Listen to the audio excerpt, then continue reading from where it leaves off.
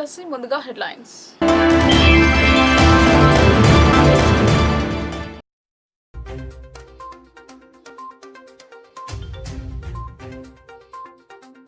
పేదల సొంతింటి కల సాకారం చేసేందుకు కాంగ్రెస్ సర్కార్ సిద్ధం. ఇందిరమ్మ ఇళ్ల నిర్మాణాలు నిరంతర ప్రక్రియ అని బోధన్ ఎమ్మెల్యే స్పష్టం.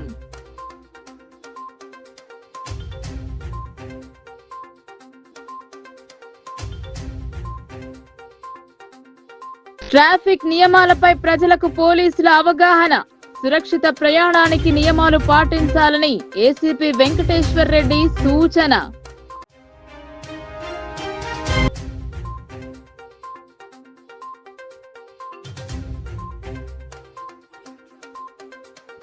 మహిళల ఉన్నతికి తెలంగాణ సర్కార్ చర్యలు. మహిళల ఆర్థిక చేయూతకు ఇందిరమ్మ క్యాంటీన్లు.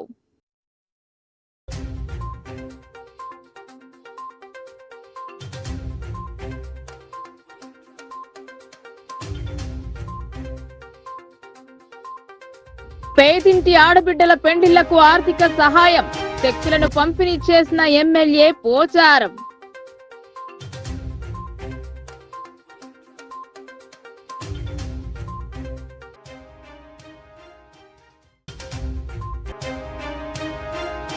భూభారతి ఫిర్యాదులపై కలెక్టర్ తనిఖీలు. వివాదాలపై అధికారులకు ఆదేశాలు.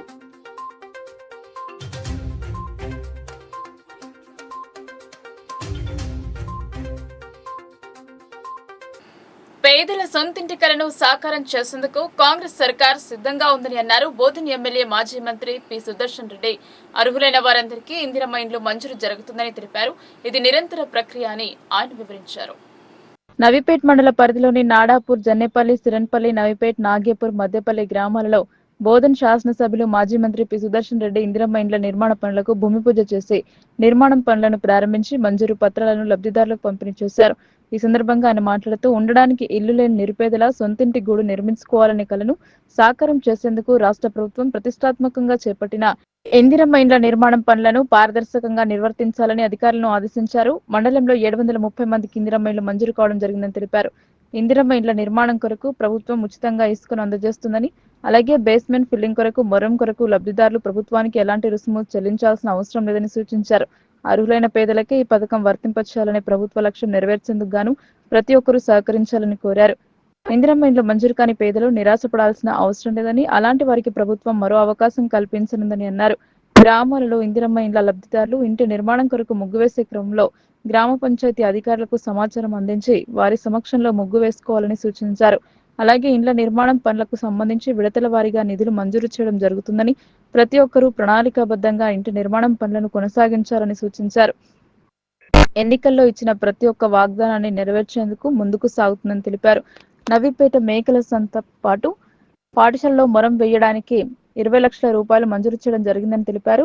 ఈ కార్యక్రమంలో రాష్ట్ర ఉర్దూ అకాడమీ చైర్మన్ తాహిర్ బిన్ హమ్దాన్, జిల్లా కాంగ్రెస్ పార్టీ అధ్యక్షులు మానల మోహన్ రెడ్డి, తహసీల్దార్ వెంకటరమణ, ఎంపీడీఓ నాగనాథ్, ఎంపీఓ రామకృష్ణ, శ్రీనివాస్ గౌడ్, రాజేంద్ర కుమార్ గౌడ్, గోవర్ధన్ రెడ్డి, మోస్రా సాయిరెడ్డి, భగవాన్, సంజీవరావు, రాజు, విజయ్, బాలరాజ్ గౌడ్, బాలచంద్ర గౌడ్, జిల్లా మండల అధికారులు, కాంగ్రెస్ పార్టీ నాయకులు, కార్యకర్తలు పాల్గొన్నారు. ఉద్దేశంతో 400 ఫీట్లతో 5 లక్షల రూపాయలతో శాంక్షన్ ఇచ్చడం జరిగింది. దాంట్లో మీకు 100 శాంక్షన్ ఇచ్చాం. దాన్ని మీరు నిర్లక్ష్యం చేయకుండా బేస్మెంట్ వరకు పెడితే 1,00,000 రూపాయలు ఇస్తున్నారు. అదేవిధంగా స్లాబ్ లెవెల్ కొడితే 2 లక్షలు ఇస్తున్నారు. స్లాబ్ వేస్తే 1,00,000 ఇస్తారు. ఆ తర్వాత కింద కంకర అవన్నీ వేసుకుంటే 1,00,000 ఇస్తారు. ఇది ఎంత తొందరగా కట్టుకుంటే అంత తొందరగా మన పైసలు వస్తాయి. అంతేకాకుండా మీరందరూ ట్రాక్టర్లో తెచ్చుకొని దానికి పైసలు కట్టి ఆ పుష్కలు పైసలు కట్టకూడదు. గవర్నమెంట్ మా సొంతలో అయితే కట్టాలి. మీకు లేదు, ట్రాక్టర్ కిరాయి కట్టుకోండి. ఉసుకే కానీ మూరంగు కానీ సర్కారుకు డబ్బులు కట్టకూడదు. మీరు ట్రాక్టర్ కిరాయి కట్టుకొని తెచ్చుకోండి.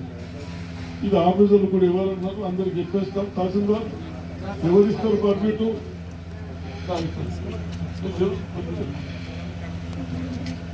ఆయన ఇస్తాడు. మీరు ఏ ఊర్లోకి వెళ్ళి నాలేశ్వరం మీకు ఏ దగ్గర అనిపిస్తారు పెట్టగానే ఒక్కొక్క ఇల్లుకి 8 ఏమో వస్తాయి. ఫస్ట్ 4 మళ్ళీ 4 ఇచ్చాయి. కాదు ఒకటి తెచ్చుకుంటాము, వర్షం పడుతుంది తెచ్చుకోవాలి. డబుల్ కట్టి మళ్ళీ ట్రాక్టర్ ఇస్తే ట్రాక్టర్ సెట్ చేయండి. అర్థమైందా? స్టిక్ చేయండి.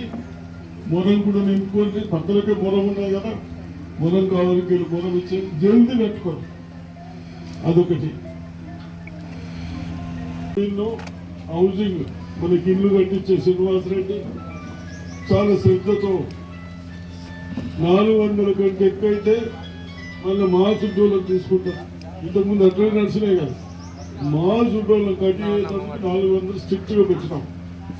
అయినా మీకు కూడా పిల్లలు ఉంటారు, మీకు కష్టం కావద్దు, 10 సంవత్సరాలు ఉండాలని మేమందరం ఆయనకు ఒప్పించాం. కన్సర్న్ మినిస్టర్కి ఇంకా 200 ఇవ్వండి, వాళ్ళ డబ్బులతోనే కట్టుకుంటున్నాడు. 400 ప్లస్ 200 600 కట్టుకోవచ్చు. మీరు దానికంటే ఎక్కువ కట్టకండి. మళ్ళీ ఆఫీసులు రాయరు, మళ్ళీ బాధపడతాం.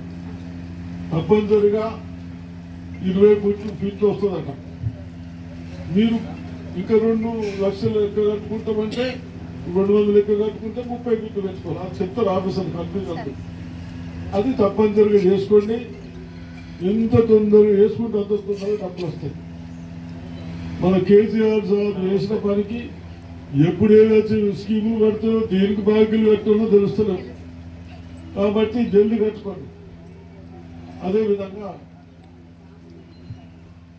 ఇసుక ఎన్నికలు వస్తుంది. ట్రాఫిక్ నియమాలను పాటిద్దాం, సురక్షితంగా గమ్యాన్ని చేరుకుందామన్నారు ఆర్మూర్ ఏసీపీ వెంకటేశ్వరరెడ్డి.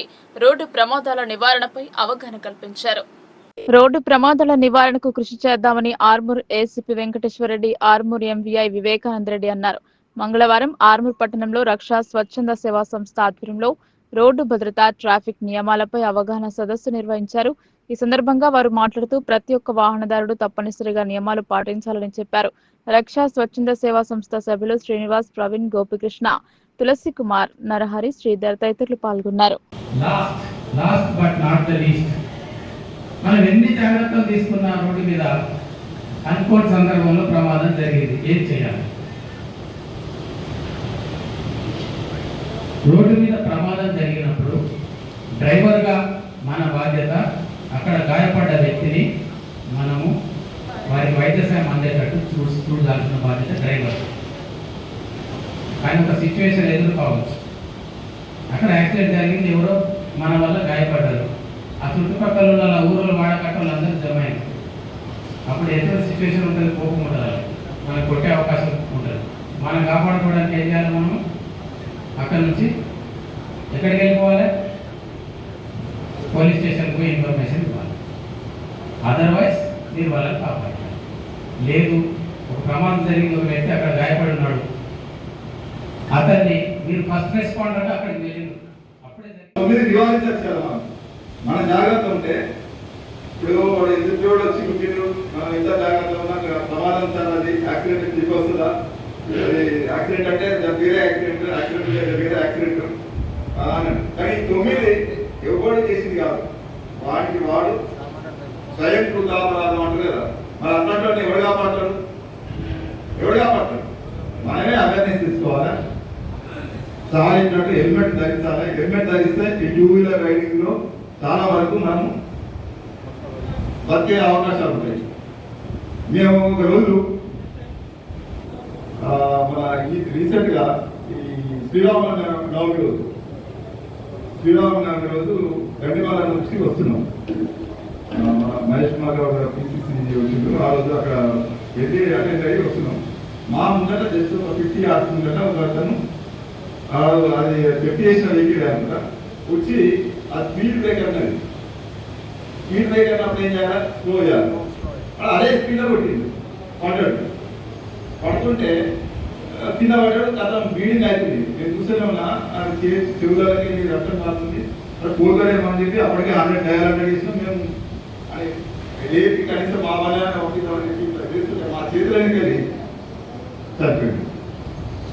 అంటే అదే హెల్మెట్ ఉంటే ఆయన బాగా ఖచ్చితంగా బతికేటోడు. దాని ఇంపార్టెన్స్ మనం గుర్తించుకోవాలి. అట్లీస్ట్ చేతులు మహిళా ఉన్నతి తెలంగాణ ప్రగతి అన్న సంకల్పంతో ప్రభుత్వం ఇందిరా మహిళా శక్తి క్యాంటీన్లను ఏర్పాటు చేసింది. బలహీన వర్గాల వారికి తక్కువ ధరలో నాణ్యమైన మరియు పరిశుభ్రమైన ఆహారాన్ని అందించడం దీని ఉద్దేశం. దీని ద్వారా ఆకలితో బాధపడుతున్న వారికి భోజనం అందుబాటులోకి వస్తుంది. పేద ప్రజలకు అందుబాటు ధరలో భోజనం అందించడం ద్వారా ఆహార భద్రతను కల్పించడంతో పాటు పట్టణ మరియు గ్రామీణ ప్రాంతాల్లోని శ్రామికులు, రోజువారీ కూలీలకు తక్కువ ఆదాయం కలిగిన వారికి భోజనం ఖర్చును తగ్గించడం ద్వారా వారి ఆర్థిక భారాన్ని తగ్గించడం కోసం ప్రభుత్వ ఇందిరా మహిళా క్యాంటీన్లను ఏర్పాటు చేసింది. జిల్లా ప్రభుత్వ ఆసుపత్రి ఆవరణలో శ్రీ దుర్గామాత సమైక్య ఆధ్వర్యంలో ఏర్పాటు చేసిన ఈ క్యాంటీన్ ఆసుపత్రికి వచ్చే రోగుల సహాయకులకు ఎంతో మేలుకరంగా నిలుస్తుంది. జిల్లా ప్రభుత్వ ఆసుపత్రిలో ఇదివరకు క్యాంటీన్ సౌకర్యం ఉండేది కాదు. మహిళలు స్వయం సహాయక బృందాల ద్వారా ఈ క్యాంటీన్లను నిర్వహించేలా ప్రోత్సహించడం ద్వారా వారికి ఉపాధి అవకాశాలు కల్పించడం మరియు వారిని ఆర్థికంగా శక్తివంతం చేయడం ప్రభుత్వ లక్ష్యం. పట్టణ ప్రాంతాల్లో వివిధ పనులు, ఆసుపత్రికి వచ్చిన తక్కువ ధరకు నాణ్యమైన అల్పాహారం, భోజనం అందిస్తున్నారు. మార్కెట్ ధర కంటే తక్కువగా నాణ్యతలో రాజీ పడకుండా మహిళా సమైక్య ఆధ్వర్యంలో కొనసాగుతున్నాయి. నాణ్యమైన ఆహారాన్ని అందించడం ద్వారా ప్రజల ఆరోగ్యాన్ని మెరుగుపరచడం, ఆహార వృధాను తగ్గించడం మరియు సామాజిక బాధ్యతను ప్రోత్సహించడం దీని ప్రధాన ఉద్దేశం. మొత్తంగా ఇందిరమ్మ క్యాంటీన్ పేదరిక నిర్మూలన మరియు సామాజిక అభివృద్ధికి తోడ్పడుతుంది. కొందరికి ఉపాధి కల్పిస్తూ మహిళలు ఆర్థికంగా ఎదగాలని లక్ష్యంతో ఏర్పాటు చేసిన ఈ క్యాంటీన్లు సత్ఫలితాలను ఇస్తున్నాయి. నిర్వాహకురాలు మంగమ్మ క్యాంటీన్ నిర్వహణ వివరాలను వెల్లడించారు. ఉదయం నుండి రాత్రి 10 గంటల వరకు సేవలు అందిస్తున్నామని చెప్పారు. నమస్కారం. మా దుర్గామాత సమయకి పొద్దున 5 వస్తాం, అందరం కలిసి చేస్తాం. ఇద్దరు మాస్టర్లు ఉన్నాం, ఇద్దరు సప్లైలు ఉన్నాం. మాకు సపోర్ట్ ఉండాలి కదా, తాగిన వాళ్ళు అస్తరు చేస్తారు అని మేము పెట్టుకున్నాం. ఇడ్లీ, పూరి, దోశ, బజ్జీ, అన్నం అన్నీ ఉప్మా గిప్మా అన్నీ చేస్తాం. పేషెంట్లు అన్నీ చేస్తాం. ఇప్పటి నుంచి ఎప్పటి వరకు ఉంటుందమ్మా ఈ క్యాంటీన్? పొద్దుగాల 5 నుంచి రాత్రి 10 దాకా ఉంటాం.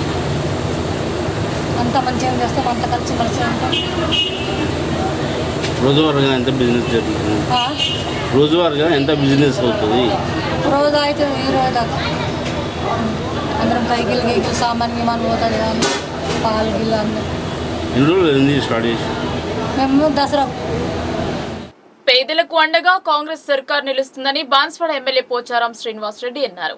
ఆర్థిక సహాయం కల్పించేందుకు కళ్యాణ లక్ష్మి, షాదీ ముబారక్ చెక్కులను అందజేశారు.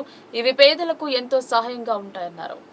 బాన్స్వాడ పట్టణంలోని స్థానిక ఎమ్మెల్యే పోచారం శ్రీనివాస్ రెడ్డి 190 మంది లబ్ధిదారులకు CM relief fund, Shaadi Mubarak, Kalyana Lakshmi పథకాల కింద మొత్తం 50,19,370 రూపాయల విలువైన చెక్కులను పంపిణీ చేశారు.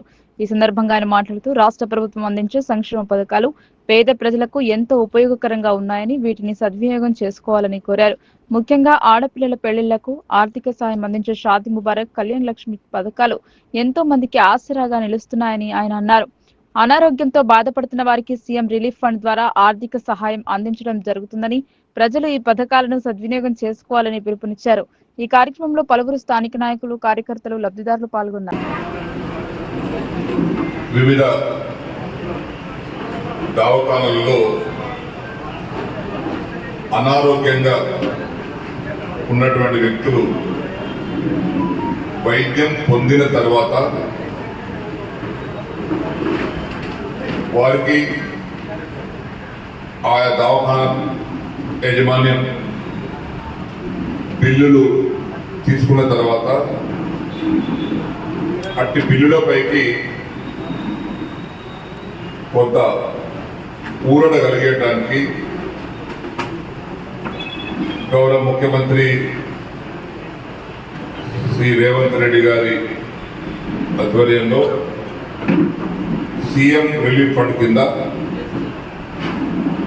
ఈరోజు బాన్స్వాడ నియోజకవర్గ పరిధిలో 113 మందికి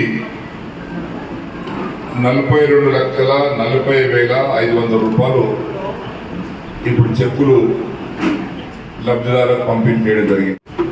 కళ్యాణ లక్ష్మి, షాదీ ముబారక్ పేరుతో కోటగిరి, వర్ణి, రుద్దూరు ఈ 3 మండలాల పరిధిలో 77 మంది లబ్ధిదారులకు 77,08,880 రూపాయలు చెక్కులను కూడా వధువు ఆడబిడ్డ తల్లి పేరుతోటి భూభారతికి వచ్చినటువంటి ఫిర్యాదులను క్షేత్రస్థాయిలో తనిఖీ చేపట్టారు కలెక్టర్ రాజీవ్ గాంధీ హనుమంతు. భూ వివాదాలకు సంబంధించిన పలు అంశాలపై మండల తహసీల్దార్లకు ఆదేశించారు. భూభారతిలో భాగంగా జిల్లా కలెక్టర్ రాజీవ్ గాంధీ హనుమంతు క్షేత్రస్థాయి పర్యటనలు చేశారు. బాల్కొండ నియోజకవర్గంలోని బుసాపూర్, దోద్గాంలో భూభారతికి వచ్చినటువంటి ఫిర్యాదులను తనిఖీ చేశారు. భూ వివాదములకు సంబంధించినటువంటి పరిష్కారాలను, తగు సూచనలను జిల్లా కలెక్టర్ ఎంఆర్ఓలకు, ఆర్ఐలకు తెలియజేశారు. మెండోరాలోని ప్రభుత్వ పాఠశాలలో నిర్వహిస్తున్న భూభారతి డెస్క్ పనులను తనిఖీ చేసి తగు సూచనలను, సమస్యలకు తగు సలహాలను ఆర్డీఓకు వివరించారు. కలెక్టర్ తో పాటు ఆర్మూర్ ఆర్డీఓ రాజాగౌడ్, మెండోరా తహసీల్దార్, ఆర్ఐ, రెవెన్యూ సిబ్బంది పాల్గొన్నారు. వాళ్ళకి పాస్బుక్ వచ్చింది సార్, పాస్బుక్ వచ్చింది, వాళ్ళకి రైతు బంధు వస్తుంది. నా ముంగటే ఇస్తున్నారు పాస్బుక్ వాళ్ళు. పాస్బుక్ అది కూడా మేము వాళ్ళ దగ్గర ఉన్నాం. అది మా ల్యాండ్ సైడ్ది, మా రిజిస్ట్రేషన్ ఉంది, మా పేరు మీద మా రిజిస్ట్రేషన్ పేపర్లు ఉన్నాయి మా దగ్గర. వాళ్ళు ఆల్రెడీ ఇక్కడ కంచవ గుడి దగ్గర వచ్చేసింది. అదే వాళ్ళ పేరు మీద మీరు కొన్నిది వాళ్ళ పేరు మీద వచ్చింది కదా, మరి ముందు ధరణిలో అప్లై చేసుకోలేదా? చేస్తున్నా సార్, అది ఆలోచన. గవర్నమెంట్ ల్యాండ్ అయితే మనం చూపించాలి. అదే వాడు దాన్ని ట్యాంపరింగ్ చేసి దాన్ని అది దిగొచ్చు.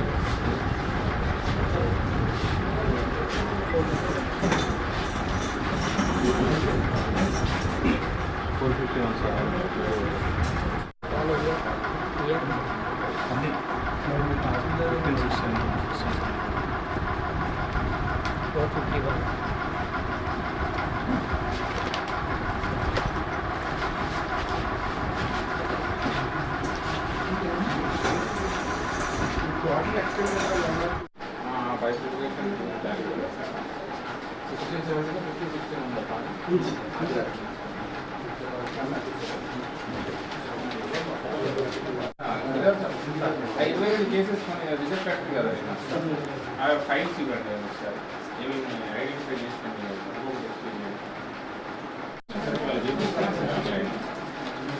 నేను అంటే మొత్తం 67 సార్ నోటీసులు చేసినా 145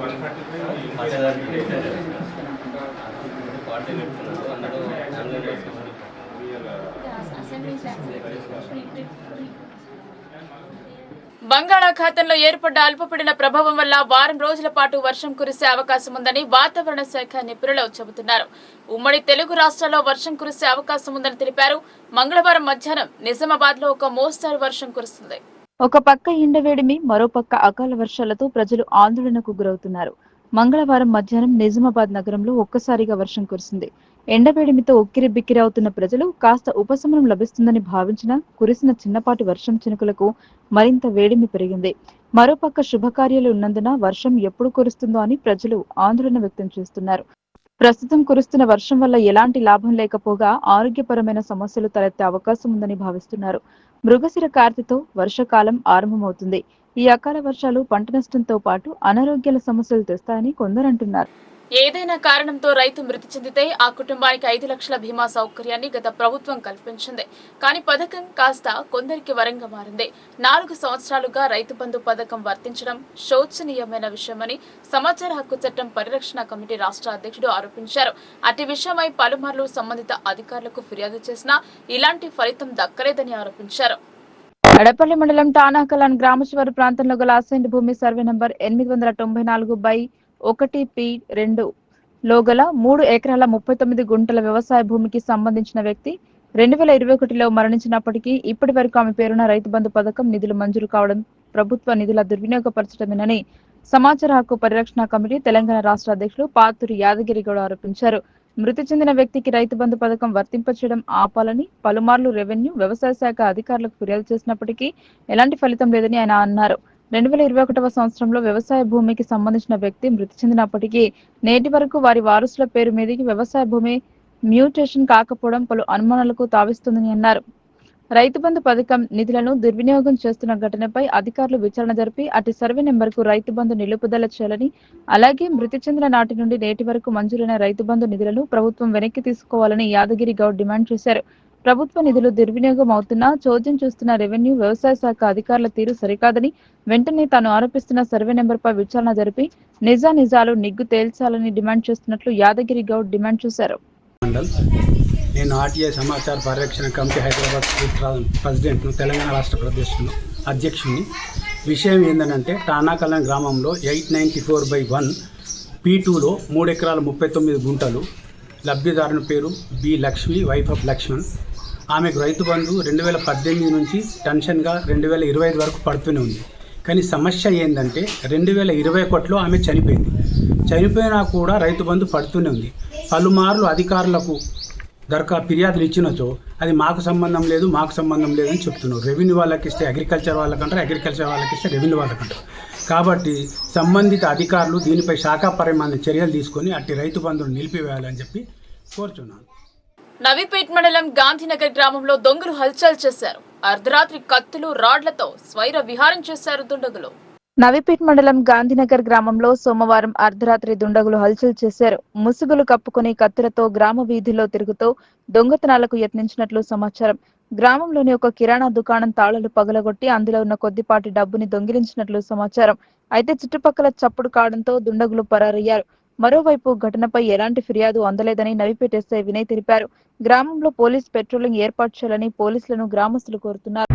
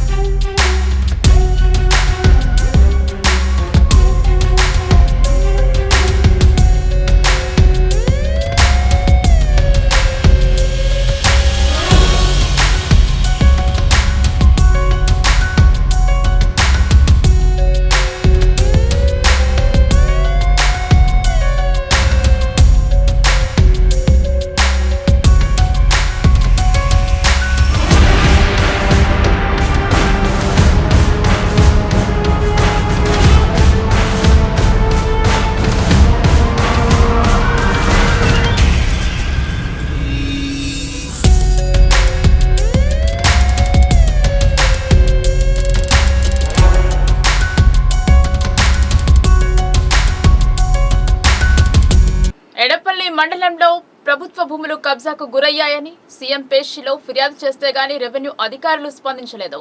ప్రభుత్వ భూములను కబ్జా చేయకపోతే సర్వేను ఎందుకు అడ్డుకుంటున్నారని ఎడపల్లి మండలవాసి ప్రశ్నించారు.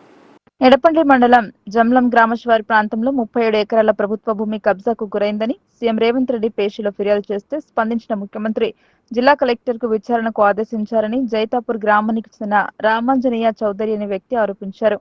జిల్లా కలెక్టర్ ఆదేశాలతో స్పందించిన బోధన్ సబ్ కలెక్టర్ ప్రభుత్వ భూముల కబ్జాపై సర్వే నిర్వహించాలని బోధన్ రెవెన్యూ శాఖ అధికారులకు ఆదేశించడంతో గత నెల 29వ తేదీన జమ్లం శివారు ప్రాంతంలో గల వ్యవసాయ భూముల్లో సర్వే నిర్వహించేందుకు వచ్చిన సర్వే అధికారులను జైతాపూర్ గ్రామానికి చెందిన కొంతమంది అడ్డుకున్నారని, వారు ప్రభుత్వ భూములు కబ్జా చేయకపోతే సర్వేకు ఎందుకు సహకరించడం లేదని ఆరోపించారు. ప్రభుత్వ భూములకు కబ్జాకు గురి కాకపోతే అట్టి భూములలో రెవెన్యూ శాఖ అధికారులు సర్వే నిర్వహిస్తే వారికి భయం ఎందుకు వేస్తుందో అర్థం కావడం లేదని ఆయన అన్నారు. ఎడపల్లి మండల కేంద్రంలోని ప్రెస్ క్లబ్ వద్ద మంగళవారం ఏర్పాటు చేసిన మీడియా సమావేశంలో రామాంజనేయ చౌదరి మాట్లాడారు. ప్రభుత్వ భూములను కబ్జా చేసుకుని కొంతమంది వ్యక్తులు అక్రమ పట్టాలు సృష్టించుకుని ప్రభుత్వాన్ని తప్పుదోవ పట్టిస్తున్నారని ఆయన ఆరోపించారు.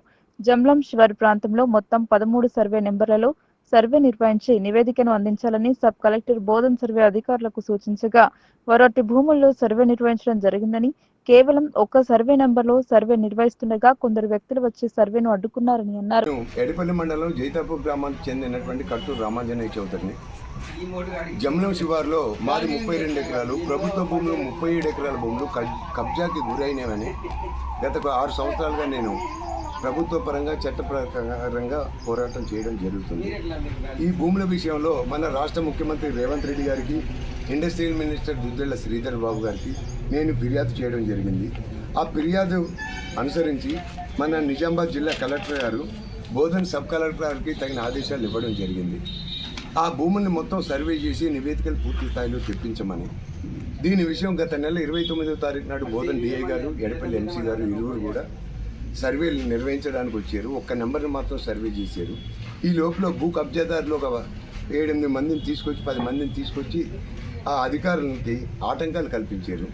ఒక వ్యక్తి మీరు సర్వేలు చేస్తే ఇక్కడ ఎండలో కూర్చుని నిరాహారదీక్ష చేపడతానని ఒక వ్యక్తి, నేను మోటార్ బైక్ని కాల్ చేస్తానని ఒక వ్యక్తి, ఇంకొక వ్యక్తి పురుగుల మందు తాగుతానని ఒక వ్యక్తి, ఈ విధంగా వాళ్ళని బ్లాక్మెయిల్ చేసి అధికారులను పంపించడం జరిగింది. ఆ రోజుకు సర్వే ఆగిపోయింది.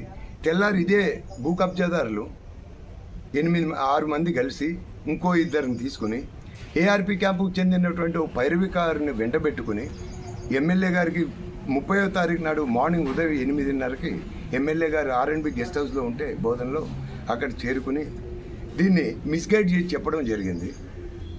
ఆ వ్యక్తి అనవసరంగా ఎండలో పడి చనిపోతాడు, చౌదరి దగ్గర ఎటువంటి కంప్లైంట్ ఇచ్చినోడి దగ్గర ఎటువంటి ఆధారాలు లేవు, ఒట్టిగా మమ్మల్ని బాధ పెడుతున్నాడని చెప్పి రాంగ్ ఫీడింగ్ ఇచ్చి ఎమ్మెల్యే గారిని తప్పుదోవ పట్టించడం జరిగింది.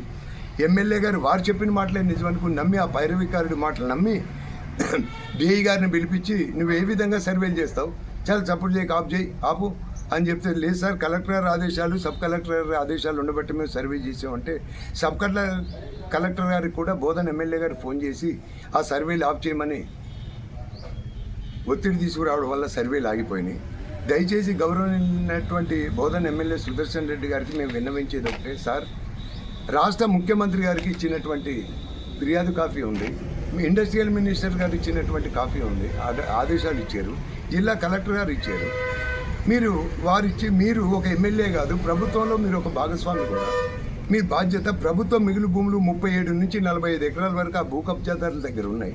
ఆ భూముల్ని మీరు బయటికి తీసుకొస్తే రేపొద్దున్న ఎంతోమంది పేదలకు ఇందిరమ్మ కాలనీ కట్టి ఇస్తే మీకు పేరు వస్తుంది, మీ ద్వారా ప్రభుత్వానికి పేరు వస్తుంది.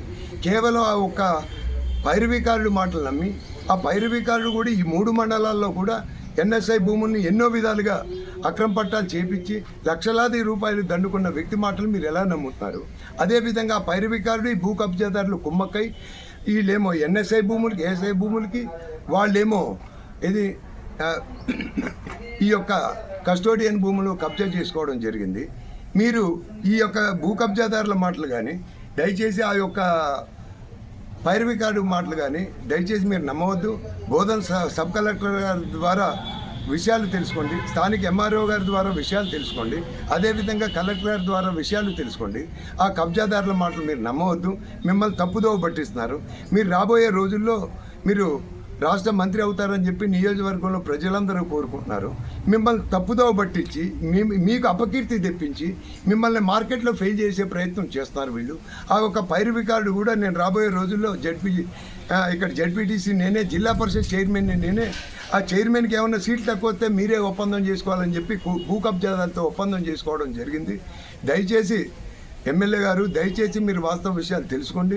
నేను ఈ విషయమై మీ దగ్గరికి వచ్చే నేను నిజామాబాద్ మీ ఇంటికి వచ్చి కూడా మీకు ఈ మినిస్టర్ గారు ఇచ్చిన ఆదేశాలు, సీఎం గారు ఇచ్చిన ఆదేశాలు, అదేవిధంగా కలెక్టర్ గారు ఇచ్చిన ఆదేశాలు కాపీ కూడా మీకు అందజేయడం జరిగింది. తప్పకుండా ఈ సర్వేలు జరుగుతాయని ఆనాడు మీరు తెలియపరచడం జరిగింది. కానీ దాన్ని భిన్నంగా ఈరోజు మీరే అడ్డుకోవడం జరుగుతుంది. మీ దగ్గరకు వచ్చిన భూ కబ్జాదారులందరిలో 7 మంది మాత్రం ఏనాడు కూడా మీకు ఆ ఎండలో ధర్నా చేసినోడు కానీ వాళ్ళ తండ్రి కానీ ఆ భూ కబ్జాదారులు కానీ ఏనాడు మీకు ఓటు వేసిన వాళ్ళు కాదు, కాంగ్రెస్ పార్టీ పనిచేసిన వ్యక్తులు కూడా కాదు. అటువంటి వాళ్ళు వెంట పెట్టుకుని వచ్చి ఈ యొక్క పైరవికారుడు ఈ విధంగా భూములు సర్వేలు కాకుండా అడ్డుకుంటున్నాడు. వాళ్ళ వల్ల ప్రతిఫలం పొంది ఇటువంటి పనులు చేస్తున్నాడు. కాబట్టి దయచేసి నికార్సైన కార్యకర్తలు మేము, మీ గురించి కష్టపడింది మేము, తిరిగింది మేము, నికార్సైన కాంగ్రెస్ పార్టీ కార్యకర్తలు కాదని చెప్పి మీకు వ్యతిరేకంగా పనిచేసిన కార్యకర్తలకు మీరు ఏ విధంగా మీరు వాళ్ళకి సాయం చేసి మమ్మల్ని అడ్డుకుంటారు? మీరు ఎవరికి న్యాయం చేస్తున్నారు, ఎవరికి అన్యాయం చేస్తున్నారు? ఒక్కసారి మిమ్మల్ని మీరు ఆత్మవిమర్శ చేసుకోండి. అదేవిధంగా మీ పిఏల మాటలు నమ్మడం కాదు. నిజామాబాద్లో ఉన్న పిఏ అలా ఉన్నాడు, బోధనలో ఉన్న పిఏ అలా ఉన్నాడు. పిఏ అంటే పూర్తిస్థాయి సమాచారాన్ని మీకు చేరవేయడం. ఏదైనా అనుభవజ్ఞులను పెట్టుకోవాలి, రిటైర్డ్ ఎంఆర్ఓని పెట్టుకోండి, రిటైర్డ్ ఆర్డీఓని పెట్టుకోండి, రిటైర్డ్ ఐఏఎస్ ఐపీఎస్ని పెట్టుకోండి. సబ్జెక్ట్ మీద పూర్తి అవగాహన ఉన్న వ్యక్తులను పెట్టుకోవాలి, పారదర్శకంగా ఉండాలి. మీకు ఎంతో ఘనమైన అనుభవం ఉంది, పూర్తి స్థాయి అనుభవజ్ఞులు, శాసనసభ్యులు, రేపు రాష్ట్రానికి కాబోయే మంత్రివర్యులని మేము భావిస్తున్నాం. దయచేసి మిమ్మల్ని కోరేది ఒక్కటే, ఏ సబ్ కలెక్టర్ గారి మీద ఒత్తిడి తెచ్చారో, ఏ డిఐ గారిని మీరు ఆపు చేయించారో దయచేసి మీ నిర్ణయాన్ని వెనక్కి తీసుకుని తిరిగి భూముల్ని సర్వే చేయించడానికి తగిన ఆదేశాలు ఇవ్వండి. ఆ విధంగా ఇవ్వడం వల్ల ప్రభుత్వ ఆస్తుల్ని మీరే కాపాడిన వాళ్ళు అవుతారు. ఆ ప్రభుత్వ ఆస్తుల్ని పరిరక్షించవలసింది మీరే. మాలాంటి అన్యాయానికి గురైన మాలాంటి వ్యక్తులను కూడా కాపాడవలసింది మీరే. దయచేసి మీ నిర్ణయాన్ని పునః పరిశీలించుకోండి. ఆ పైరవికాలని దూరం పెట్టండి, ఆ కబ్జాదారుని దూరం పెట్టండి. వాళ్ళ వల్ల మీకు కానీ పార్టీకి కానీ ఎటువంటి ప్రయోజనం లేదు. మీ పేరు చెప్పుకుని వాళ్ళు ఆర్థిక లావాదేవీలు పైరవీలు చేసుకుంటే కాలం గడుపుతున్నారు. ప్రభుత్వ పాఠశాల స్క్వావెన్సర్లకు కనీస వేతనాలు అమలు చేయాలని ఏఐటీయూసీ డిమాండ్ చేసింది. రాష్ట్ర ప్రభుత్వం ప్రతిష్టాత్మకంగా ప్రతి పాఠశాలలో విద్యార్థుల సంఖ్య ఆధారంగా స్వీపర్లను, స్క్వావెన్సర్లను నియమించడం జరిగిందన్నారు. ఏఐటీయూసీ నిజామాబాద్ జిల్లా కార్యాలయంలో ప్రభుత్వ పాఠశాలలో పనిచేస్తున్న స్వీపర్లు, స్కావెంజర్ల జిల్లా కమిటీ సమావేశం చక్రపాణి అధ్యక్షతన నిర్వహించారు. ఈ సమావేశానికి ఏఐటీయూసీ జిల్లా ప్రధాన కార్యదర్శి యోమయ్య మాట్లాడుతూ, తెలంగాణ రాష్ట్రంలో ప్రభుత్వ పాఠశాలను పరిశుభ్రంగా ఉంచడానికి, పిల్లల ఆరోగ్యాన్ని కాపాడటం కోసం రాష్ట్ర ప్రభుత్వం ప్రతిష్టాత్మకంగా ప్రతి పాఠశాలలో విద్యార్థుల సంఖ్య ఆధారంగా స్వీపర్లను, స్కావెంజర్లను నియమించడం జరిగిందన్నారు. విద్యార్థుల సంఖ్య ఆధారంగా వేతనాలు కూడా ప్రభుత్వమే నిర్ణయించి పాఠశాల హెడ్ మాస్టర్ను, పాఠశాల విద్యా కమిటీని బాధ్యులుగా నిర్ణయిస్తూ వారి ఖాతాలో డబ్బులు జమ చేస్తూ వారి ద్వారా కార్మికులకు వేతనాలు చెల్లించాలని నిర్ణయించిన ప్రభుత్వం నిర్ణయించిన వేతనాలని జిల్లాలో ఏ ఒక్క పాఠశాలలో కూడా అమలు చేయడం లేదని అన్నారు. ఈ కార్యక్రమంలో జిల్లా కన్వీనర్ రాధా, వసంత, లక్ష్మి, నర్సయ్య, సాయన, వివిధ మండలాల బాధ్యులు తదితరులు పాల్గొన్నారు.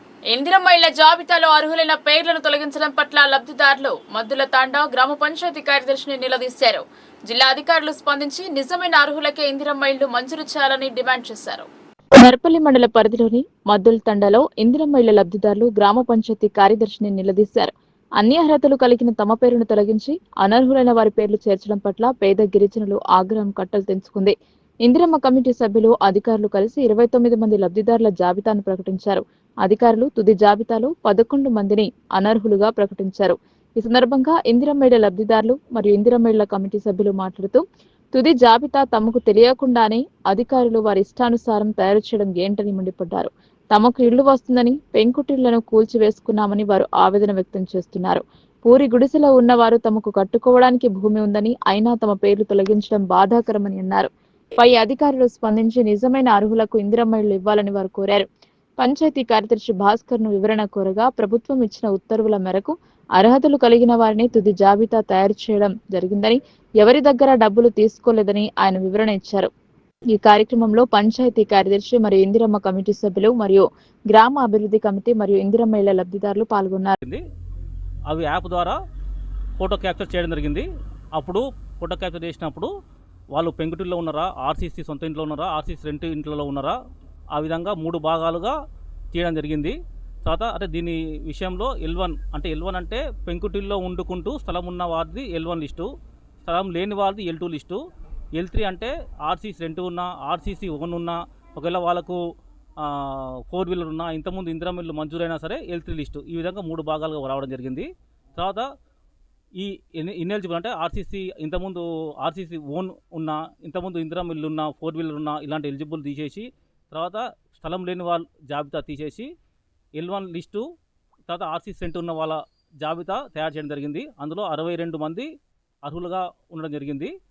అప్పుడు మొత్తం పూర్తిగా 62 మంది మన గ్రామంలో అర్హులుగా తేలింది. అంటే స్థలం ఉండి ఇంటి కట్టుకోవడానికి అర్హులుగా ఉన్నవారు. ఈ జాబితాలో మొత్తము ఈ గవర్నమెంట్ ఈ విధంగా కాకుండా ఇందిరమ్మ కమిటీ ద్వారా సెలెక్షన్ చేయడం జరిగింది. ఇందిరమ్మ కమిటీ వారు అంటే మా 62 లిస్ట్ సంబంధం లేకుండా ఇందిరమ్మ కమిటీ వారు 29 పేర్లు వెరిఫికేషన్ కోసం ఇవ్వడం జరిగింది. ఈ ఇందిరమ్మ కమిటీ పేరుతో 29 జాబితా మాకు ఎంపీడీ ఆఫీస్ నుంచి ఇందిరమ్మ కమిటీ వారు ఇచ్చారని చెప్పి మాకు ఇవ్వడం జరిగింది.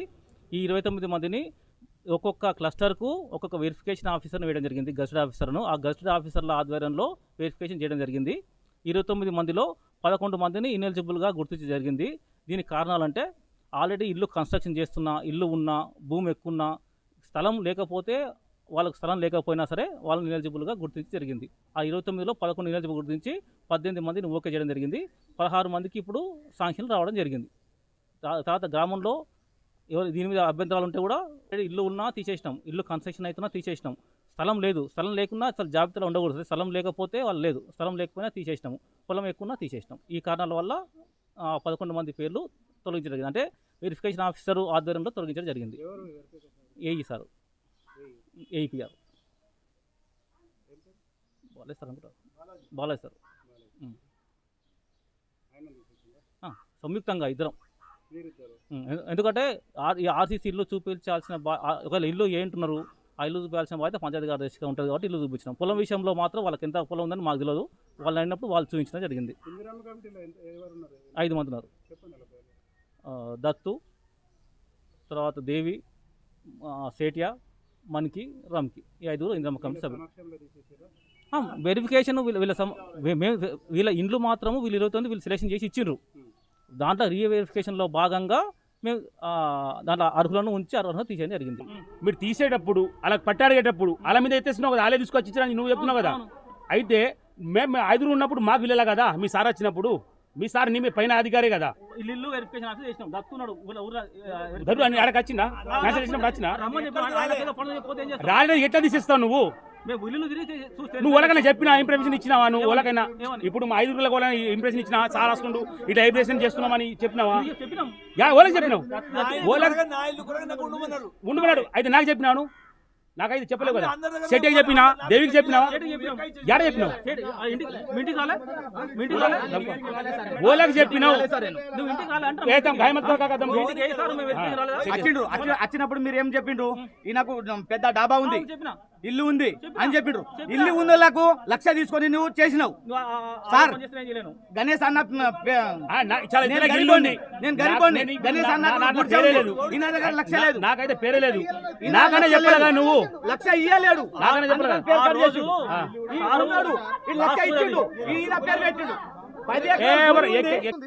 లాన్ పట్టా ఉంది, రిజిస్ట్రేషన్ పట్టా ఉంటేనే ఇస్తా, లేకుంటే ఇయ్య అన్నాడు. లేకుంటే 1,00,000 రూపాయలు ఇమ్మన్నాడు. మేము యాడికెళ్ళి రిజిస్ట్రేషన్ పట్టా ఎంఆర్ఓ మేడం ఏం చెప్పింది? 58, 59 జీవో ఉంది, అందులో ఫ్రీ చేసుకోవాలన్నది. పోడు భూములు పట్టా ఉన్నా కూడా ఫ్రీ చేయాలని పాపం ఎంఆర్ఓ మేడం చెప్పింది. మళ్ళా ఇల్లు పర్మిషన్ కోసం పోతే 50,000 ఇస్తేనే చేస్తా, లేకుంటే చెయ్యా. సార్ నాకు ఉస్కే పర్మిషన్ కావాలా, నేను ఇయ్యా, 5,000 ఇస్తేనే చేస్తా అని చేయలే. మళ్ళీ మేము ఎంఆర్ఓ మేడం దగ్గర పోయి పర్మిషన్ రిక్వెస్ట్ తీసుకొని అక్కడ తీసుకొని ఉస్కా కొట్టుకున్నాం. మేము లెటర్ ఇయ్యలే, సంతకం కూడా చేయలే. మళ్ళీ తండాల క్యాష్ ఇన్కమ్ గురించి సంతకం పెట్టమంటే కూడా నేను పెట్టా. 200 ఇస్తే 500 ఇస్తేనే చేస్తా, లేకుంటే చెయ్యి అన్నాడు. 20 మంది 30 మంది క్యాష్ ఇన్కమ్ మీద సంతకం పెట్టి సదర్ పేద మనిషి సంతకం పెడితే క్యాష్ ఇన్కమ్ అయినాయి. ఆ చదువుకున్న వాళ్ళ దగ్గర కూడా 500 తీసుకుంటే న్యాయమా? మీరే చెప్పండి. కార్మిక వ్యతిరేక విధానాలకు వ్యతిరేకంగా ఈ నెల 20న నిరసన కార్యక్రమాలు చేపట్టారు. మొదట మే 20న దేశవ్యాప్త సమ్మెకు పిలుపునిచ్చి తాత్కాలికంగా వాయిదా వేశారు. ప్రభుత్వ కార్మిక వ్యతిరేక విధానాలకు నిరసనగా మే 20 తేదీన ఆర్మూర్ పట్టణంలో కార్మిక సంఘాల ఆధ్వర్యంలో ఆర్మూర్ తహసీల్దార్ కార్యాలయం వద్ద నిరసన ప్రదర్శన నిర్వహించి వినతి పత్రాన్ని అందజేశారు. AITUC, CITU, IFTU, TUCI, AICCTU, IFTU నాయకులు బాబురావు, కుతాడి ఎల్లయ్య, సూర్య, శివాజీ, ముత్తన్న, ఖాజా, సుధాకర్, రైతు సంఘం వెంకటేష్లు ఈ సందర్భంగా మాట్లాడుతూ 10 సంవత్సరాల మోడీ పరిపాలన కార్మికులతో 4 లేబర్ కోడ్లతో మరణ శాసనం విధిస్తోందని వారు అన్నారు.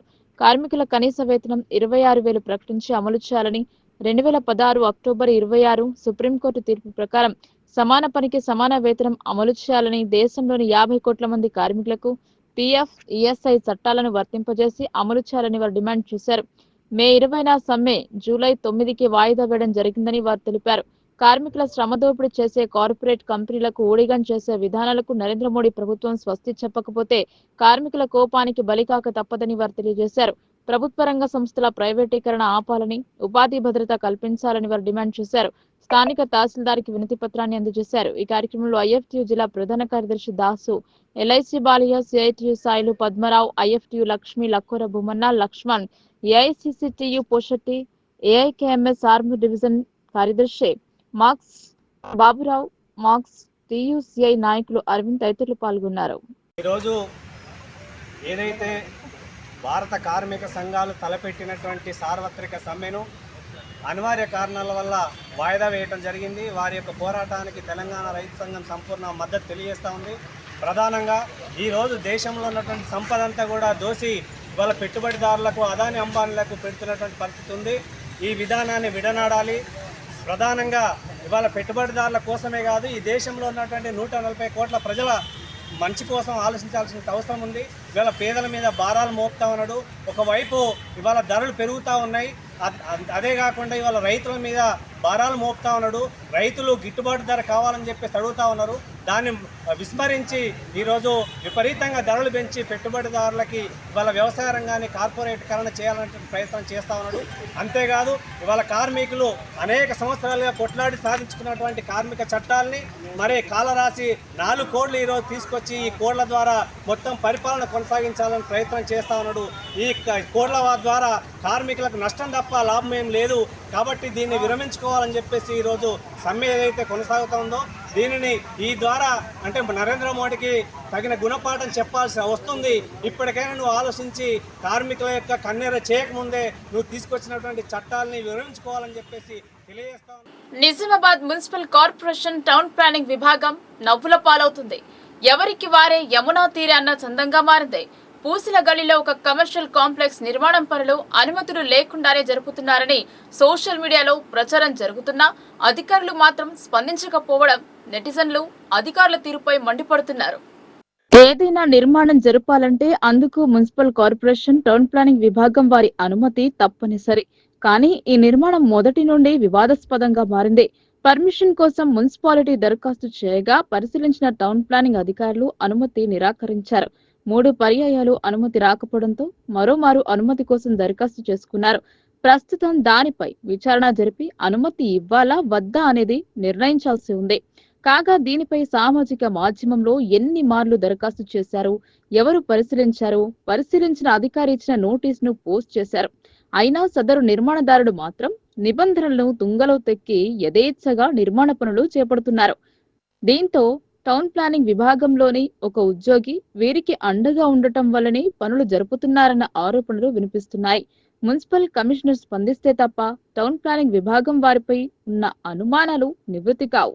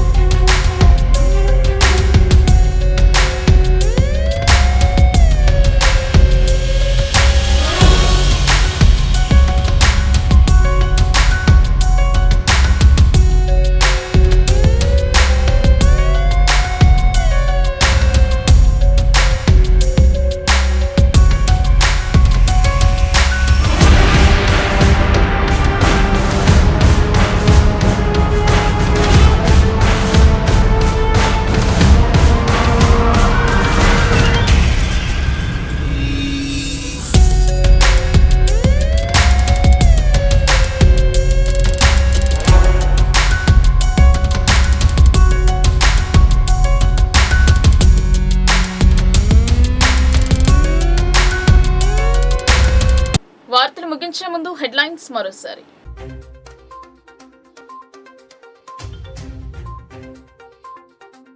పేదల సొంతింటి కల సాకారం చేసేందుకు కాంగ్రెస్ సర్కార్ సిద్ధం.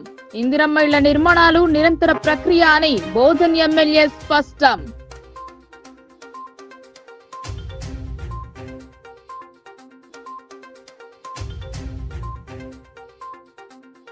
ట్రాఫిక్ నియమాలపై ప్రజలకు పోలీసుల అవగాహన. సురక్షిత ప్రయాణానికి నియమాలు పాటించాలని ఏసీపీ వెంకటేశ్వర్ రెడ్డి సూచన.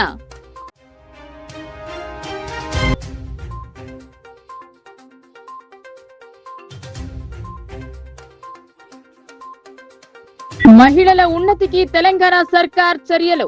మహిళల ఆర్థిక చేయూతకు ఇందిరమ్మ క్యాంటీన్లు.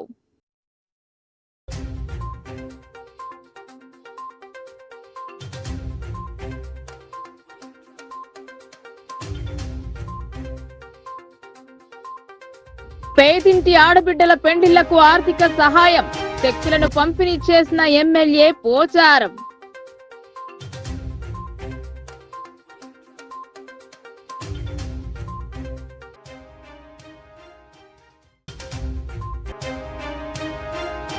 భూభారతి ఫిర్యాదులపై కలెక్టర్ తనిఖీలు. వివాదాలపై అధికారులకు ఆదేశాలు.